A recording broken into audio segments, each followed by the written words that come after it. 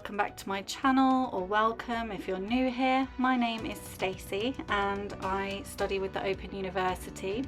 I am studying towards a degree in childhood and youth studies, and I'm on year 3. I'm just about to start year 3 of my studies, which is the beginning of level 2, so my 3rd year. I have been asked quite a few times now to speak about a couple of different apps and or tell people what my favorite apps are. So that's what I'm doing today. I'm going to give you 3 of my favorite apps and the ones that I think I'll be using the most this academic year, and yeah, see if I can give you a little bit of help. I just want to preface this by saying I'm not particularly technical with stuff like that, so whilst these are what I'll be using, I'm definitely not a pro at any of them, and I will explain as we go along. So as you can see, I've been showing you through Notion here. These are some of the templates, and I've gone on to like the more templates part of it now, which are the school templates. These are all free as far as I'm aware. Maybe some of them are paid for actually, but I think all the ones that I've shown here are free. I've personally purchased this one, the academic OU inspired template from Lisa Jane Designs, I think it is. I'll link it in the description.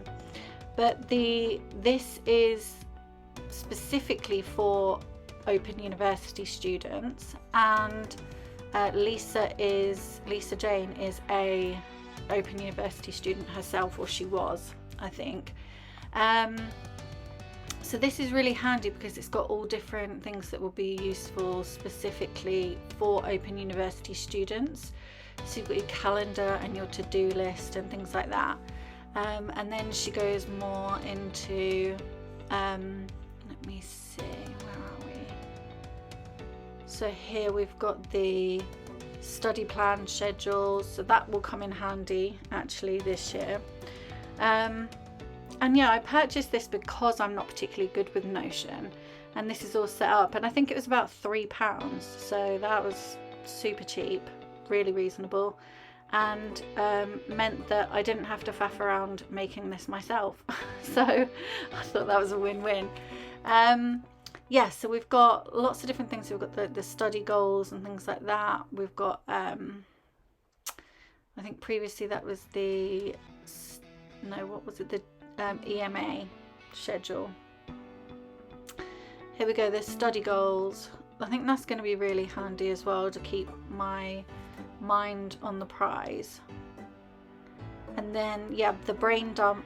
Love this because there's always something where you're not sure where to put it, so that's really handy. And another thing I like about this is I've got Notion across all of my devices, and it syncs across the devices. So even if I'm out and about and I have a thought and I haven't got any of my notes on me or anything, I can just pop it down in the brain dump bit or in the notes bit, and it's perfect. So yeah, I'm one of these where I often have thoughts like that in strange situations, and then I forget by the time I get home. So again, now we're going on to like the module specific parts here. So I've taken out my tutor's name and everything because you're not supposed to show it. So you've got your weekly module checklist, which I think will be really handy.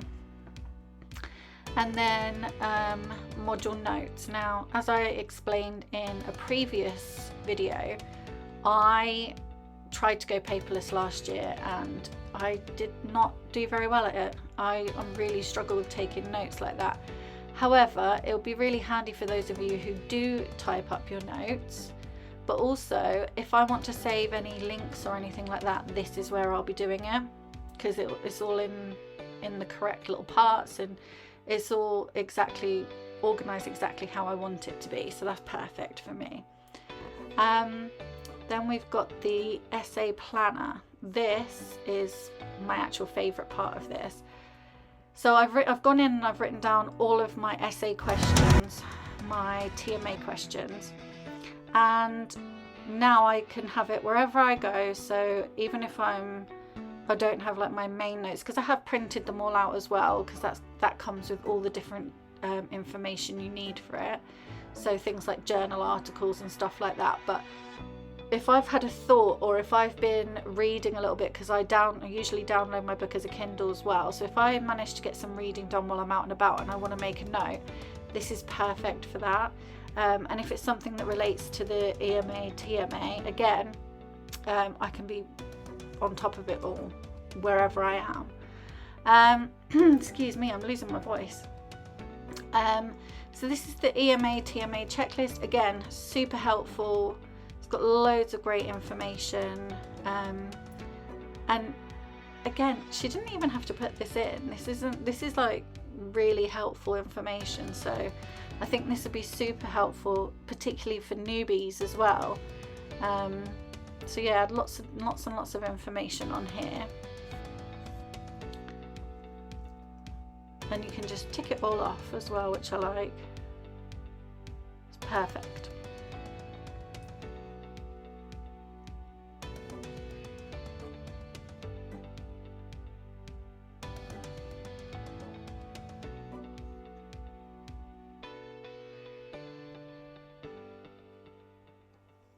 And then the TMA, EMA feedback tracker. This is really handy because oftentimes as a part 2 for your TMA, the question will be something like refer back to, what is it? Something like refer back to the feedback and explain how you've taken that on board in order to make this better, basically. Make this new TMA better. So that's super helpful for that, to keep keeping an eye on that, and then you can just basically pull from that. Here we've got tutorials, so I just put some random ones in here, but these are where I'll be putting in my tutorials. I think that's actually out today, so I can update that today. But yeah, I'll add that in. And then let's see, we've got the course syllabus. I don't really ever do anything with the course syllabus, to be honest, so I don't think I'll use that. I don't know that would actually be that handy for me personally. Then you've got the glossary of terms, which is super handy. I usually make myself one of these, and I've actually bought some little like little flashcard things to do it on, but this would be so much easier, so I'm going to use this year. And I love that you have it for each module as well. And then finally you've got your grade calculator, where it will go through your weightings for each of your TMAs and your EMA, and yeah, that's super handy as well. You can see how you're getting on and whether or not you're on track to pass, that kind of thing. So overall, I love this. I think it's going to come in really, really handy. And I'm going to make an effort to actually use it, because that's my problem. It's the same with analog planners as well. It's actually remembering to use them. So this I will try very hard to implement for me. But yeah, I really recommend it. It's only £3. If I can find a link for it, I'll link it. If not, I'll just link you to Lisa Jane's Instagram page. Now on to Goodnotes. Again, I know I said I'm not going to be paperless this year, but this might be the app that kind of ends up being a good middle ground for me, because my issue with going paperless is that I need to write things down in order to remember them. Last year I tried to go paperless by typing up my notes, which admittedly is quicker, but it doesn't help. Not for me anyway. So this might be a good middle ground where I can actually use my Apple Pencil and write my notes. So I'm going to give it a go. I'll let you know how I get on, but we'll see. This part here that I'm showing you is their study set section, or study set option, which is you can make your own flashcards. So you put the question in, and then you scroll down, you put the answer in, and then if you swipe to your right, swipe right or swipe right, I think it is, then you can create as many as you need to. I think that's super handy. And actually I use an app called Quizlet. I used those last year, very, very briefly, but that was good as well. So if you're looking for something similar, and I'm pretty sure Quizlet is free. So yeah, if you're looking for something similar that's not paid for, because Goodnotes is a paid app, you just pay a one-off fee. I think it was something like $5.99 or something. I don't know how much it is right now, because I know that there's been an upgrade to Goodnotes 6, which I'm putting off at the moment because there's just a lot of change going on and I just need something to stay the same. So for now, I'm keeping with Goodnotes 5, but yeah, I think it was like $5.99 or something. And you just pay once, it's not a monthly fee. So yeah, I like that it's very customizable. You can purchase notebooks and planners and things like that to match your style if you want to, but you can also create your own within the app from the means that the app gives you, which I'll show you in just a second. You can access it across all devices, just like Notion. So again, for me, that's really handy if I'm out and about. I often take my iPad instead of my MacBook. It is very handy. I don't know if it's the same on Android. I should probably make that disclaimer. I have got all Apple devices, so everything syncs across them all. It's easy to AirDrop this and the other. I'm not sure if it's the same on Android, but yeah, certainly in my situation I can access it across all of my devices. So here I'm just showing you, you can create a new notebook, and then it will give you the options of what paper you like. So there's all different kinds of paper. So you've got like squared, ruled, all different kinds of ruled. You've got dotted paper, plain paper, whatever it is. And then you've got like Cornell style for notes. You've got different kinds of columns. You can have different planner pages, so like calendar pages and stuff like that, to-do note pages. So it's super customizable. It even has music paper. So yeah, super customizable. But also, if there's not something that you want on there, you can find planners and things like that specifically for Goodnotes on things like Instagram. Lots of Instagrammers do their own ones, like what's her name? Made to Plan. I've got one from her, a digital notebook from her, like Flourish Planner, make their own planners for it, and you can buy them on Etsy as well, places like that. So I do like that you can use it with lots of different things. It's very similar in that way to Notion, where you can buy different templates and things like that if what you have doesn't suit you. It's really easy to use, and it's also got a little record function as well, which is handy.